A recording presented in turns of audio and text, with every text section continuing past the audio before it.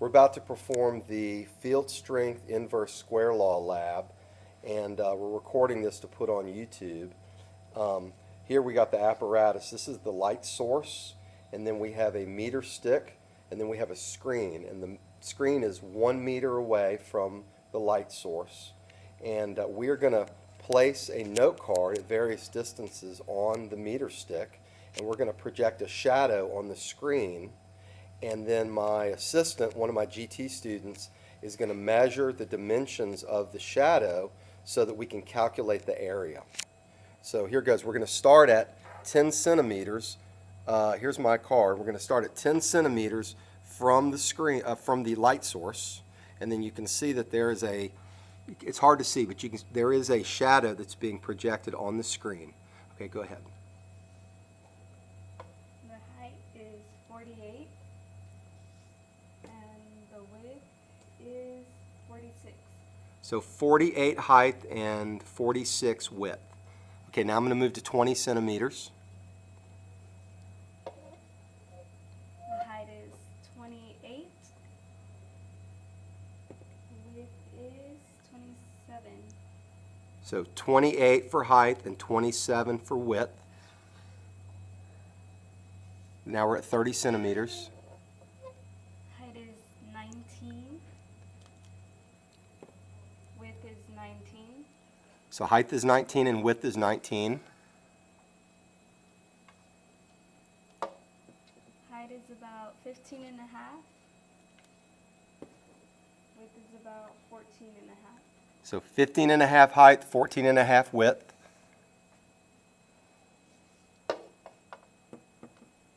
Height is about 12 and a half. Width is about 30 or 13 and a half. So 12 and a half and 13 and a half. Now we're at 60 centimeters from the light source. Height is 11.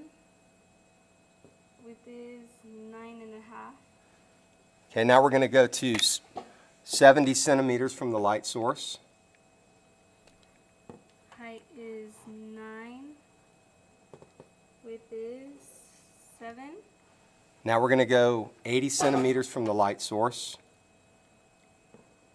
Height is 7. Width is 6 and a half. Now we're going to go 90 centimeters from the light source. Height is about 6. I think I messed up. Height is about what? I think we skipped one. Okay, so we have a height of 7.5. We'll go over it again. Go ahead and tell us this one. It's at 90 centimeters. We have what?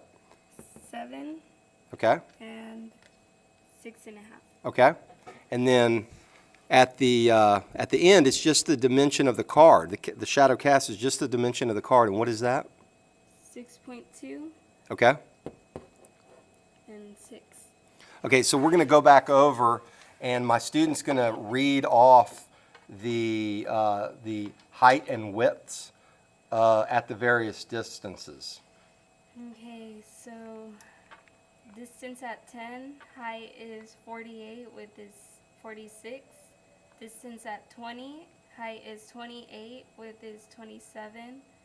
Distance at 30, height is 19, width is 19. Distance at 40, height is 15.5, width is 14.5. Distance at 50,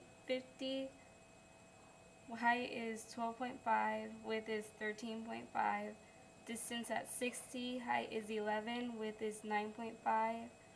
Distance at 70, height is 9, width is 8.5. Distance at 80, height is 8, width is 7. Distance at 90, height is 7, width is 6.5. Distance at 100, height is 6.2, width is 6. Okay.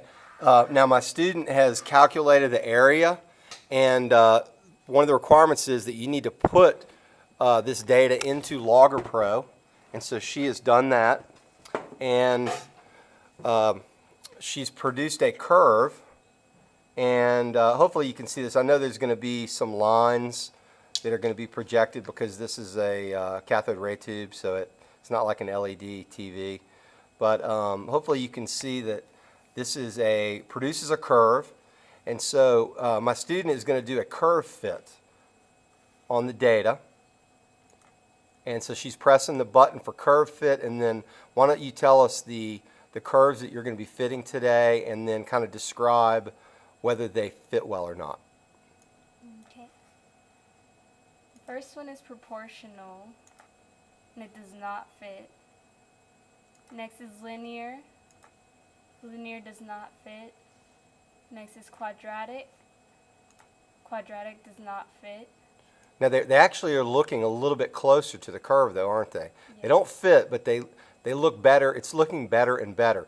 At least, you know, we have a negative slope at the beginning, and it kind of tapers off. Next one is cubic. It does not fit. Okay. And then go to the inverse. Yeah. This one is inverse, and it almost fits. Okay. Next is inverse square, and that is the best fit.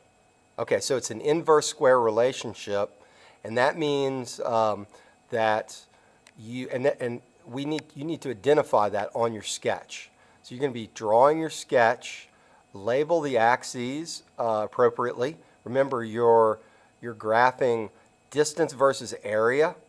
So decide which one is the independent variable, which one is the dependent variable, and then label them appropriately. You don't have to put any numbers on it because it's a sketch, but please draw a single line trend. Just draw a nice smooth curve that depicts the data based on the Logger Pro data that you see. And then write inverse square at the top because it's an inverse square relationship. And what is the mathematical relationship? Inverse square. And how would you write that? Y equals A over X squared. Okay. All right, and please answer the questions on your own, and also go onto YouTube and, or you can just, go onto YouTube and type in butter gun inverse square law and watch that video.